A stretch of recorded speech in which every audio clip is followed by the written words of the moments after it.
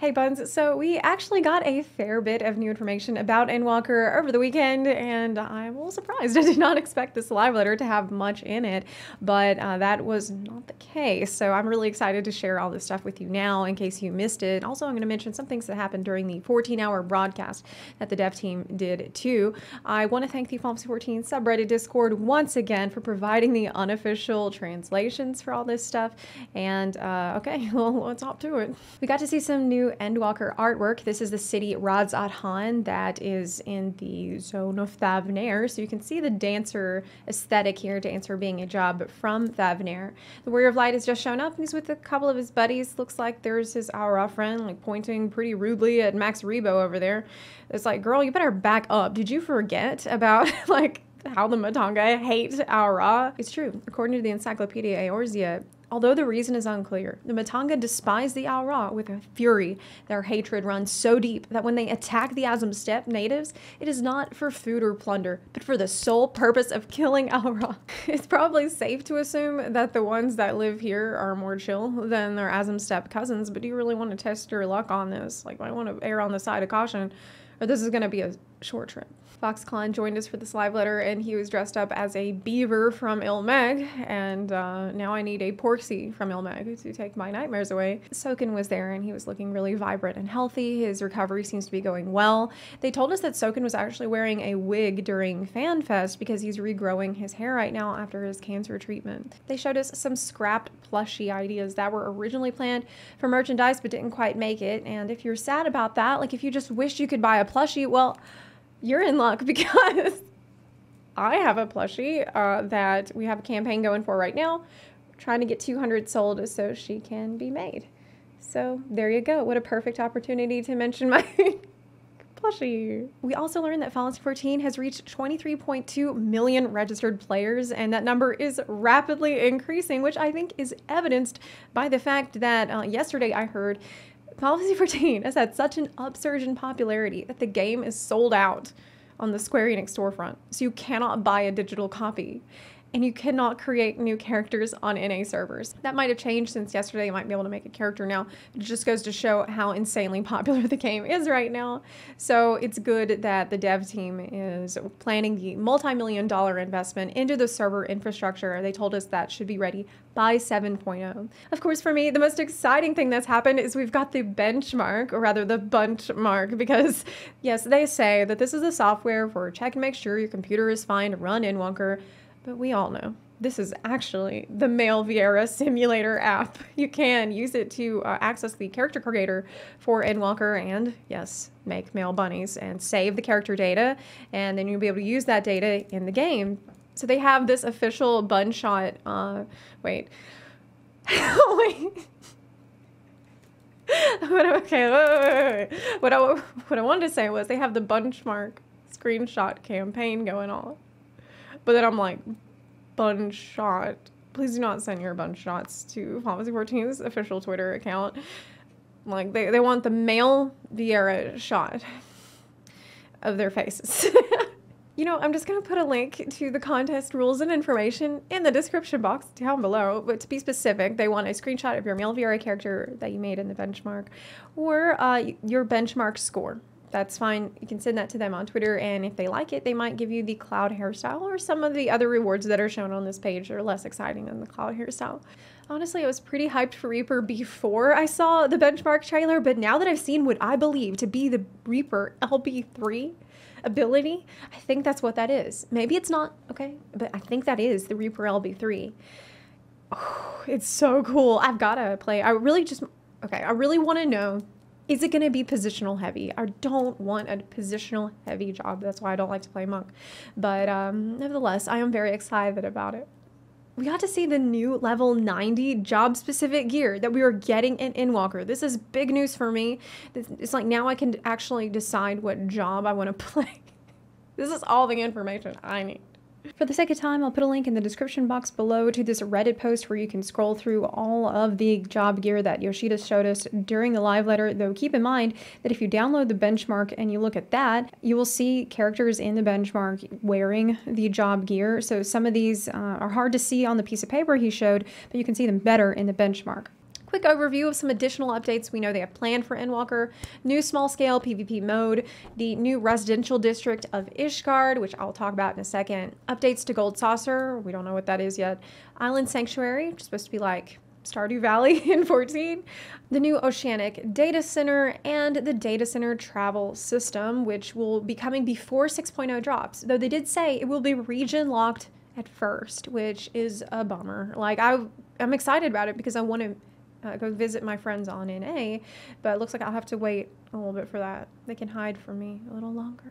So, about the new Ishgard residential district, we got some very good news, and that is that they're going to actually add a lottery system to housing.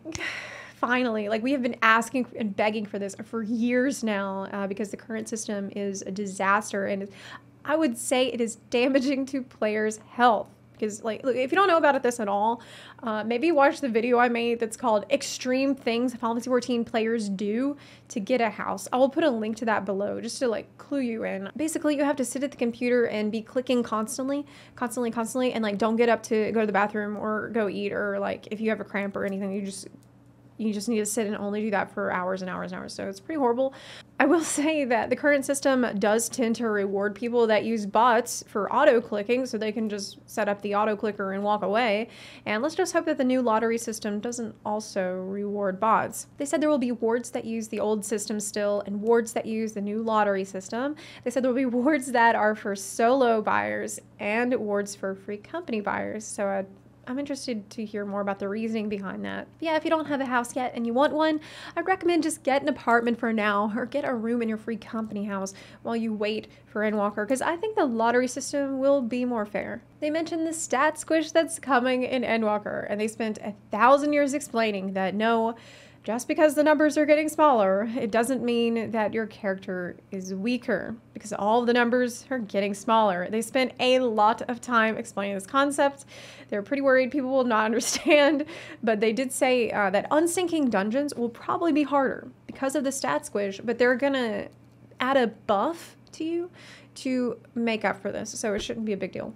They gave us the dates of a bunch of upcoming in-game events. I will just put all of those dates on the screen. The next one is coming this Monday. That's the Make It Rain event. You can get a new emote for taking part in that. We learned that the next live letter will happen in the middle of September, and the one after that will be early November. They also showed a screen of the new Lena minion that you can get from buying the Death Unto Dawn original soundtrack. They showed some traditional Japanese dolls, Daruma dolls. I had never seen one of these before, actually. Apparently, you're supposed to paint the eyes on, and you paint on one eye and you make a wish, and then you paint the other eye and make another wish. So they come to you without eyes, which reminds me of my favorite dad joke, which is, what do you call a fish with no eye? A fish, a fish. We also heard the Q&A with Naoki Yoshida. There were a ton of questions, and a lot of them were kind of pointless, or he didn't have an interesting answer at all. He was just like, well, we'll look into it. So I'm going to skip all those and only go over the questions that I thought were noteworthy, where we maybe learned something new. He was asked, will the upcoming new raid be implemented at the end of the year? And he said, yes, it is scheduled to be implemented at the end of the year. So that does mean raiding at Christmas. Not very good news for a lot of hardcore raiders, but it is what it is. Someone asked if a Reaper, the new job, would be a synergy-based job. If so, will it be like Dancer or like Monk that is leaned towards support? Yoshida said that we will reveal the details in September. And then, with that job being very chuny, imagine a Reaper that uses synergistic skills. I find it hard to imagine. Now, you might be thinking, what does chuny mean? That is what I had to look up on Urban Dictionary, actually. And it's Japanese slang, which apparently means middle school edgelord. And that is why Reaper can't buff, apparently, because they're too edgy. Like, buffing would be too mainstream. They're the bad boy. They're not here for you. He's a loner, right? Would that make Dancer like the cheerleader and the Monk is the jock of the team? Someone brought up how Rival Wings feels neglected, and he said their PvP resources are all focused on the new PvP mode right now.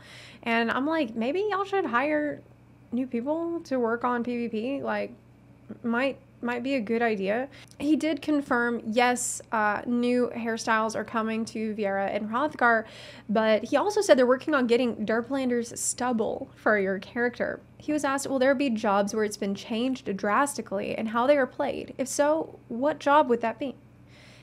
He said, "We cannot answer this. While there are, we cannot tell you which job it is. Please look forward to the next live letter." So that's pretty ominous. Like, somebody's job is going to be real different. The next live letter is September, so we'll know then. One other thing, he said that there will be changes to Gil usage for teleportation in 6.0. Might be good and bad. He said that we're going to the moon, so imagine how far the moon is. I mean, probably going to have to increase the Gil consumption to get there. I mean, I guess it does make sense that to teleport to the moon, the cost would have to be greater. Yoshida also made some comments on things that are relevant in the community right now. Like, there's currently a lot of discussion around World of Warcraft and Final Fantasy 14, and he said that without WoW, there would be no Final Fantasy 14 or Realm Reborn. And it's weird to use player numbers as a measurement of whether a game wins or loses. And to him, this is a nuisance. And I agree. It echoes my personal thoughts on this matter. I see us as all players of the MMO genre, a genre that I love, a genre that I want to succeed. And I think we should be uplifting to players of other MMOs, hoping for the success of other MMOs, because having the competition in the market is healthy for all of us, and it benefits us as players. I think it's really healthy. Yoshida shares that stance. And honestly, I find it incredibly creepy and weird when people try to pull out this brand loyalty stuff, this us versus them, the tribalism, the gatekeeping. I have no tolerance for it, as I've made very clear on this channel, and I'm really happy to see that Yoshida shares that opinion. He did add that our game is just blessed right now to have so many players giving positive recommendations to their friends. Like, they're trying out the game, they're telling their friends, yeah, I'm having fun. This is a good game, you should probably try it too. The Sage job logo has been revealed, and it looks like there's 3 little new liths flying around, and there's someone there at the bottom who's like, I guess is getting healed by the new lith, like going in there. Reaper logo has also been revealed, and well, you can see the scythe there, and there's also a head that has been is rolling, it's been decapitated. The Endwalker website is live, but it does have some spoilers in it, so proceed with caution there. Though they did post this bunny boy artwork there on the website, and it's really delightful. I guess they're at Bun Scout camp, like out on the mountain. They're nomadic, you know, traveling in the wilderness because they're not allowed to do the Bunny Girl Village. I mean, they can play all the cards they want, but they're never going to have a full house. Buns, I hope you enjoyed this recap of the live letter and all the cool things we heard about over the weekend. I hope that you will send me screenshots of your bunny boys on Twitter. I have been enjoying seeing all of that. I hope that this flow of bunny boy screenshots doesn't end anytime soon. If you like this video, please consider supporting the channel on Patreon or on Twitch. You can also support the channel for free by clicking the subscribe button or by sharing this video with your fellow Buns of Light. Thank you so much for watching, and I'll see you next time. Bye.